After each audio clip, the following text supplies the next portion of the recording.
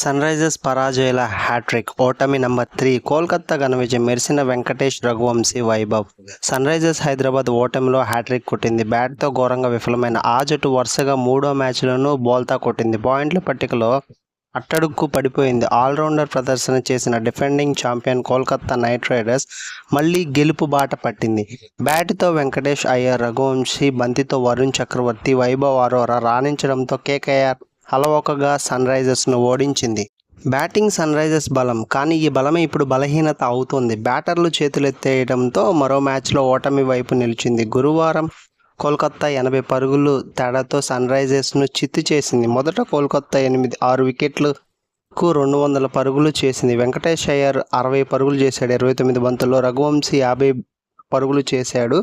మెరుపు ఇన్నింగ్స్ ఆడారు. Player of the మ్యాచ్గా వైభవ్ అరోరా 3 వికెట్లు తీసినందుకు ఇచ్చారు. వరుణ్ చక్రవర్తి 3 వికెట్లు విజృంభించడంతో ఛేదనలో సన్ రైజర్స్ 16.4 ఓవర్లోనే 120 పరుగులకే ఆలౌట్ అయింది. హెన్రీ క్లాసన్ 33 రన్స్ కొట్టాడు. టాప్ స్కోరర్గా సన్ రైజర్స్ తరపున ఉన్నాడు. ఛేదనలో తడబడుతుంది.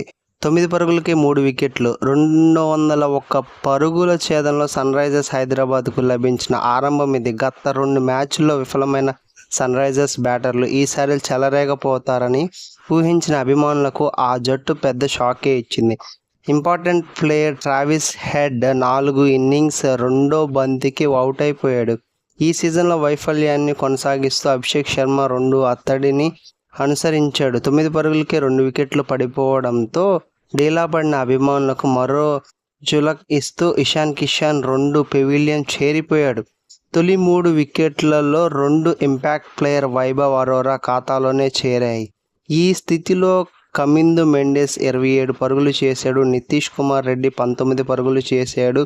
కాసేపు నిలిచారు, కానీ ఈ జంట కొన్ని షాట్లు ఆడటంతో సన్ రైజర్స్ 6.3 ఓవర్లకి 44కి 3 వికెట్లతో కాస్త కోలుకుంది. కానీ నితీష్ను అవుట్ చేయడం ద్వారా రసూల్ 2 వికెట్లు తీసుకున్నాడు. ఈ జోడీని విడగొట్టాడు. కమిందు, అంకిత్ వర్మ 6 అవుట్ అయిపోవడంతో సన్ రైజర్స్ 75కి 6 వికెట్లతో ఓటమి బాటలో నడిచింది. ఈ స్థితిలో క్లాసన్ కూడా దూకుడుగా ఆడి సాధించాల్సిన రన్ రేటు తగ్గించే ప్రయత్నం చేశాడు. అతడికి కెప్టెన్ కమిన్స్ 14 నుంచి సహకారం అందడంతో సన్ రైజర్స్ శిబిరంలో ఎక్కడో ఆశలు మినుకుమన్నాయి. కానీ ఓవర్ వ్యవధిలో క్లాసన్, కమిన్స్ పెవిలియన్ చేయడంతో సన్ రైజర్స్ ఆశలంతయు గల్లంతయ్యాయి.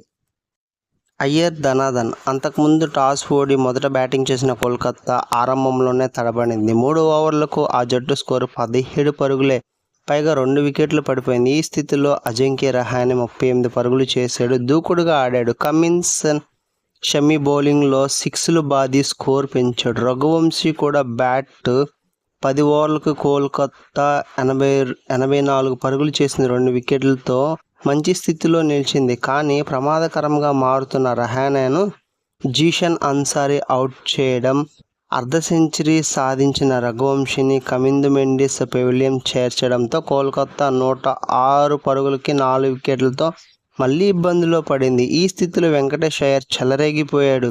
సమర్జీత్ బౌలింగ్లో 6తో మొదలైన అతడి విధ్వంసం తర్వాత మరో స్థాయికి వెళ్ళింది.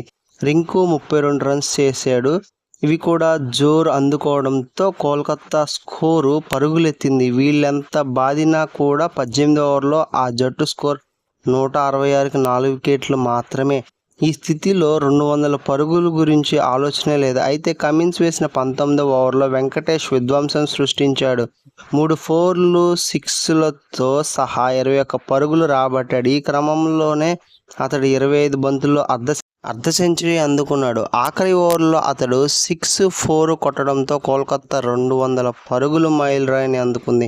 చివరి 5 ఓవర్లో కేకేఆర్ 78 పరుగులు రాబట్టింది.